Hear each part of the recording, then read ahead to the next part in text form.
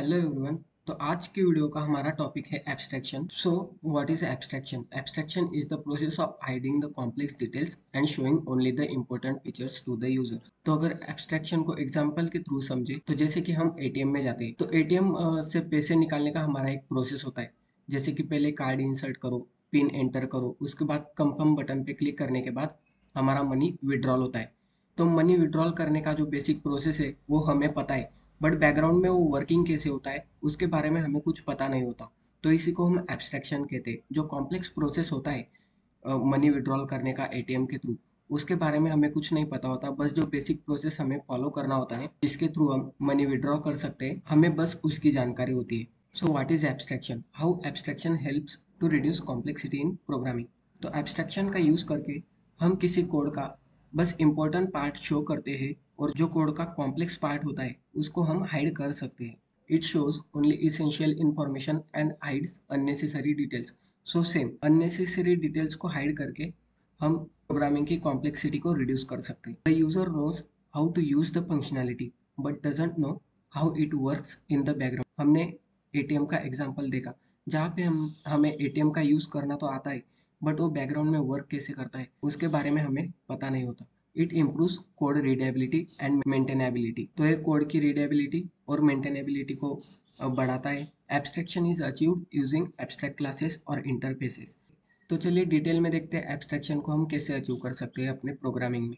Abstraction can be achieved by using abstract keyword और an interface. तो abstraction को हम एब्स्ट्रैक्ट कीवर्ड और इंटरफेस का यूज करके अचीव कर सकते हैं।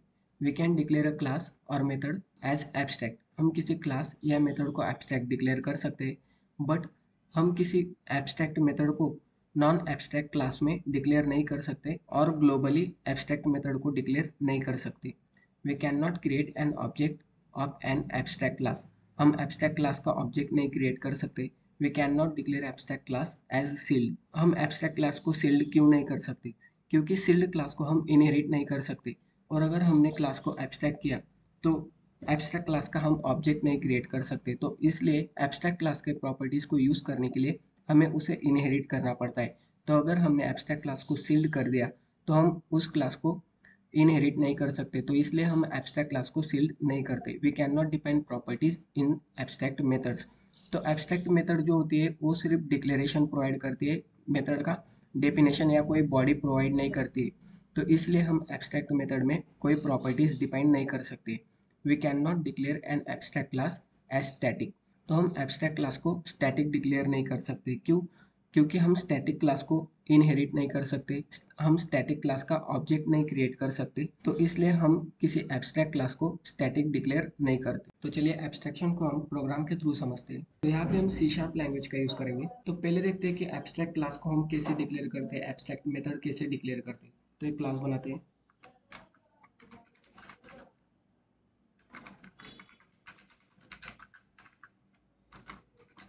तो इसमें हम एब्स्ट्रैक्ट प्रॉपर्टी डिक्लेयर करते हैं। तो हमने एक एब्स्ट्रैक्ट प्रॉपर्टी डिक्लेयर की, एब्स्ट्रैक्ट इंटीजर आईडी। तो एक एब्स्ट्रैक्ट मेथड डिक्लेयर करते हैं। हम किसी क्लास या किसी मेथड को एब्स्ट्रैक्ट कीवर्ड का यूज करके एब्स्ट्रैक्ट बना सकते हैं।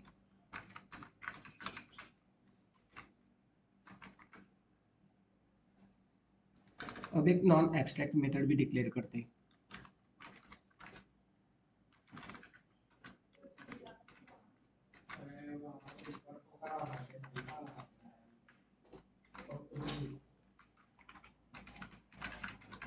तो जैसे कि हम देख सकते हैं कि हम एब्स्ट्रैक्ट क्लास में एब्स्ट्रैक्ट प्रॉपर्टीज, एब्स्ट्रैक्ट मेथड्स और नॉन एब्स्ट्रैक्ट मेथड्स डिक्लेयर कर सकते हैं।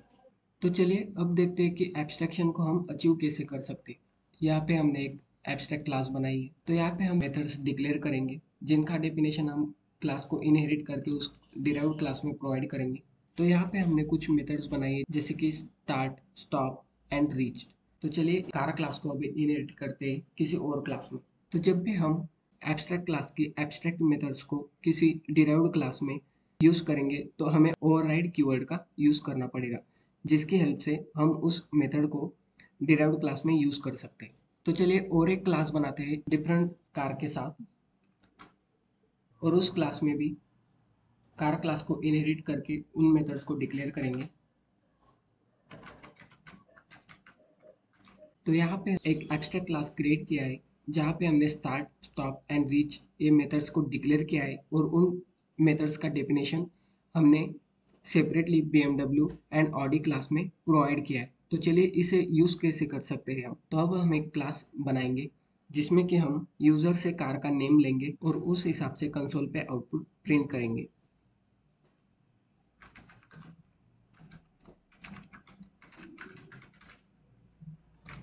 यहाँ पे हम एक गेट कार मेथड को डिफाइन करेंगे जो कि कार क्लास के रेफरेंस को रिटर्न करेगा। हम car name as a input लेंगे। यहाँ पे हम कार क्लास का रेफरेंस क्रिएट करेंगे जिसे हम फिलहाल नल रखेंगे।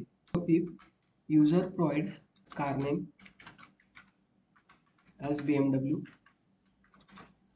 तो हम इस कार क्लास के रेफरेंस में BMW कार का ऑब्जेक्ट क्रिएट करेंगे। और अगर यूजर कार का डिफरेंट नेम पास करता है तो हम उसमें डिफरेंट क्लास का ऑब्जेक्ट क्रिएट करेंगे और बाद में हम कार क्लास के ऑब्जेक्ट को रिटर्न कर देंगे। तो हमने यहाँ पे एक फैक्ट्री क्लास बनाया है कार गैरेज, जहाँ पे हम कार का नेम लेंगे और कार क्लास के ऑब्जेक्ट में हम उस स्पेसिफिक क्लास के प्रॉपर्टीज को स्टोर करेंगे और बाद में हम कार क्लास के ऑब्जेक्ट को रिटर्न कर देंगे। तो चलिए अब मेन क्लास में हम प्रोग्राम को एग्जीक्यूट करने के लिए कोड लिखेंगे। तो पहले हम यूजर से कार का नेम लेंगे, कार नेम का वेरिएबल क्रिएट करेंगे जिसमें हम कंसोल से यूजर से इनपुट लेंगे और उसको कार नेम में स्टोर करेंगे। अब उसके बाद हम कार क्लास का रेफरेंस क्रिएट करेंगे जिसमें हम फैक्ट्री मेथड से गेट कार मेथड को कॉल करेंगे और उसमें कार नेम को पास करेंगे।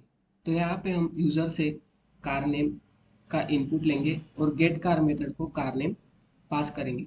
तो अगर हमने कार नेम में पास किया है BMW, तो हम कार के रेफरेंस में BMW क्लास की प्रॉपर्टीज को स्टोर करेंगे। अगर हमने ऑडी पास किया तो कार के रेफरेंस में हम ऑडी क्लास के प्रॉपर्टीज को स्टोर करेंगे। तो चलिए अब हमने कार क्लास का रेफरेंस क्रिएट किया है, उसमें कार नेम पास किया है। तो चलिए अब कार क्लास के मेथड्स को हम वन बाय वन कॉल करते हैं। तो हमने तीन मेथड्स यहाँ पे डिक्लेयर किए, स्टार्ट, स्टॉप एंड रीच। तो इनको हम कॉल करते हैं।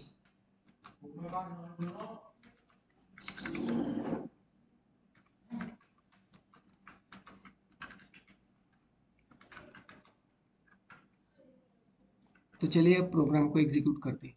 तो चलिए अब हम इनपुट पास करते हैं एज BMW। तो जैसे कि हम देख सकते हैं कि BMW मेथड के सारे मेथड्स यहाँ पे एग्जीक्यूट हो चुके हैं। तो चलिए अब सेकंड आउट इनपुट पास करते हैं ऑडी। तो अब हम देख सकते हैं कि हमने ऑडी कार का इनपुट पास किया तो ऑडी कार की सारी मेथड्स यहाँ पे कॉल हो चुकी है। तो अभी सेम एग्जांपल को हम इंटरफेस के थ्रू समझते हैं। तो चलिए इस सेम क्लास को इंटरफेस में कन्वर्ट करते हैं।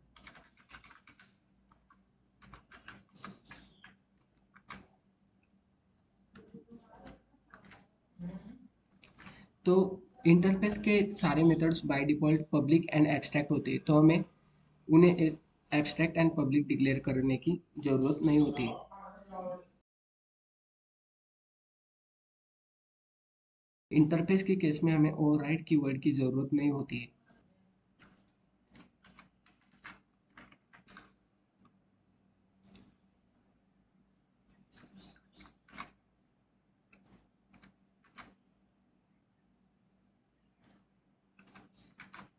तो हमने सिंपली बस कार क्लास को इंटरफेस में कन्वर्ट कर दिया है और एज ए इंटरफेस हमने उसे BMW और ऑडी क्लास में इनहेरिट किया है। इंटरफेस की सारी methods by default abstract and public होती है। तो इंटरफेस में हम कोई मेथड का डेफिनेशन प्रोवाइड नहीं कर सकते, तो इंटरफेस को हमें हमेशा किसी और क्लास में इनहेरिट करके उस मेथड्स का डेफिनेशन को प्रोवाइड करना पड़ता है।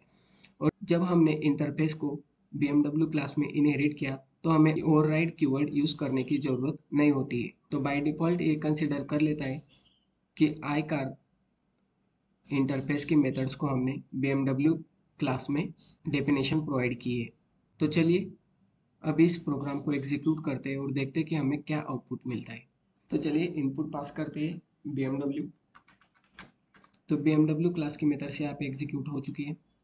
तो अब हम एज ए इनपुट कार का नेम पास करेंगे ऑडी और यहाँ पे ऑडी कार की सारी मेथड्स कॉल हो चुकी है। तो जैसे कि हमने एक क्लास बनाई कार और उसके मेथड्स को दो अलग अलग क्लासेस में यूज़ किया, फिर रेफरेंस के थ्रू हमने BMW और ऑडी दोनों क्लासेस की प्रॉपर्टीज़ को यूज़ किया। यहाँ हमने BMW और ऑडी क्लासेस की प्रॉपर्टीज़ को हिडन रखा और उनको सिर्फ कार क्लास के रेफरेंस से एक्सेस किया। इस एग्जाम्पल से मुझे लगता है कि आपको एब्स्ट्रैक्शन, एब्स्ट्रैक्ट कीवर्ड और इंटरफेस कीवर्ड के साथ क्लियर हो गया होगा। तो आई होप गाइस कि आपको ये वीडियो पसंद आया होगा और आपको एब्स्ट्रैक्शन के बारे में भी बहुत कुछ सीखने को मिला होगा। तो प्लीज़ इस वीडियो को लाइक, कमेंट और शेयर करना ना भूलें और ऐसे ही प्रोग्रामिंग रिलेटेड वीडियोस के लिए एंजॉय प्रोग्रामिंग चैनल को सब्सक्राइब करना ना भूलें। तो मिलते हैं अगले वीडियो में नए टॉपिक के साथ। Thank you.